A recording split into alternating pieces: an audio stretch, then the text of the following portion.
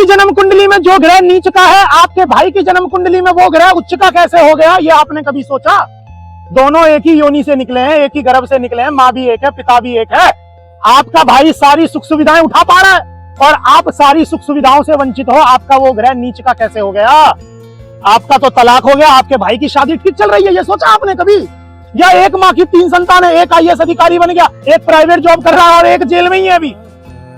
यहां कर्मों का खेल समझिए, ये ग्रह नीच का कैसे हो गया। और मेरे भाई समझना बात को, कोई भी ग्रह अगर आपकी कुंडली में नीच का है, किसी भी व्यक्ति को बेशक करोड़ों रुपए दे करके बोलना कि भाई मेरा ये ग्रह ऊंचा कर दे यार, उच्च का कर दे, कर नहीं पाएगा, क्योंकि मनुष्य में वो सामर्थ्य नहीं है मेरे भाई। कोई ग्रह अगर आपका अस्त है, किसी भी ज्योतिषाचार्य में वो सामर्थ्य नहीं है कि उस ग्रह को उदय कर दे, क्योंकि ये खेल प्रकृति का है, ये खेल आपके कर्मों का है। ये ग्रह नीच का हुआ ही इसलिए है क्योंकि प्रारब्ध में आपके कर्म शानदार नहीं है। उन कर्मों का फल देने के लिए वो ग्रह नीच का हो गया, वो ग्रह अस्त हो गया। अब इस योनि में आप अच्छे कर्म करो।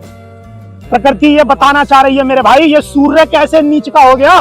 और आज से थोड़ी नीच का हुआ है, ये कल परसों थोड़ी नीच का हुआ है, जन्म से ही नीच का है। आपने गर्भ में आए ना तभी नीच का हो गया था, ये तो वो नक्षत्र बन गया, आप धरती में प्रकट हुए, ये नीच का ग्रह हो गया। अब सोचिए भाई जरा कैसे नीच का हो गया। ग्रहों की ऊर्जा बिल्कुल खत्म है और वही ऊर्जाएं आपके भीतर है। अगर आपका शुक्र नीच का है, राहु से पीड़ित है, मंगल के साथ है, तो इसका मतलब यह है कि भाई स्त्रियों का अपमान मत कर, स्त्रियों के साथ एक्स्ट्रा मैरिटल अफेयर में मत आ, स्त्रियों को मत भोग। तरह तरह की स्त्रियों को अगर भोग रहे हो तो ये प्रारब्ध में गलत काम करके आए हो, इस जन्म में भी अगर आप वही कर रहे हो तो मारे जाओगे। इसीलिए देख लेना, जो पुरुष एक्स्ट्रा मैरिटल अफेयर में आते हैं एक समय के बाद कर्जा उनपे होता ही होता है, परेशान होते ही होते हैं, उधार मांगते ही रहते हैं। कोई बिजनेस स्टार्ट करेंगे उसमें लॉस, क्योंकि मां लक्ष्मी नाराज है। और ध्यान रखना मेरे भाई, शुक्र ज्यादा ही पीड़ित है, राहु के साथ मंगल के साथ है, शनि की दशा है, तो जेल भी चले जाओगे, फंस जाओगे, स्त्री फंसा देगी आपको, स्त्री आपके दुख का कारण बनेगी। मैं फिर कह रहा हूं, मानो इस चीज को, वेश्या संबंध बनाना बंद करो, एक्स्ट्रा मैरिटल अफेयर में आना बंद करो। जी हाँ, ये प्रकृति आपको समझाना चाह रही है, ग्रह नीच के क्यों हो गए, उच्च के क्यों हो गए, आपके कर्म वैसे रहे।